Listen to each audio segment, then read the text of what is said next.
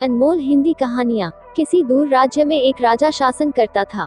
राजा बड़ा ही परोपकारी स्वभाव का था, प्रजा का तो भला चाहता ही था। इसके साथ ही पड़ोसी राज्यों से भी उसके बड़े अच्छे संबंध थे।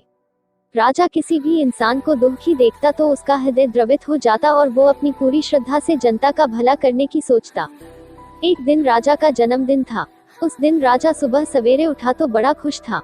राजा अपने सैनिकों के साथ वन में कुछ दूर घूमने निकल पड़ा। आज राजा ने खुद से वादा किया कि मैं आज किसी एक व्यक्ति को खुश और संतुष्ट जरूर करूंगा। यही सोचकर राजा सड़क से गुजर ही रहा था कि उसे एक भिखारी दिखाई दिया। राजा को भिखारी की दशा देखकर बड़ी दया आई। उसने भिखारी को अपने पास बुलाया और उसे एक सोने का सिक्का दिया।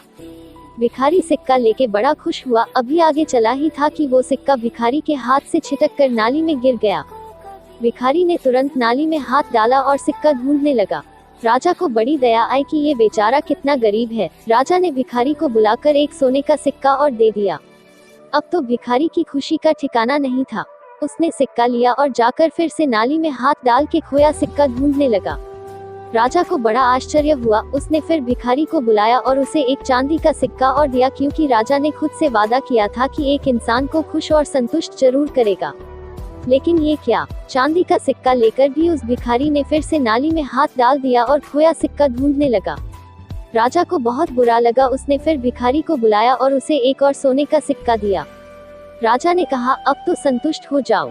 भिखारी बोला, महाराज, मैं खुश और संतुष्ट तभी हो सकूंगा जब मुझे वो नाली में गिरा सोने का सिक्का मिल जाएगा। दोस्तों, हम भी उस भिखारी की ही तरह हैं और वो राजा है भगवान।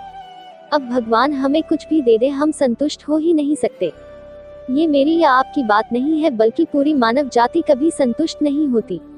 पैसा चाहिए, पैसा मिले तो अब कार चाहिए, कार मिले तो और बड़ी चाहिए, और यही क्रम चलता जाता है। हमारे ऐसे ही कहानी को और देखने के लिए हमारे चैनल को सब्सक्राइब और लाइक करें।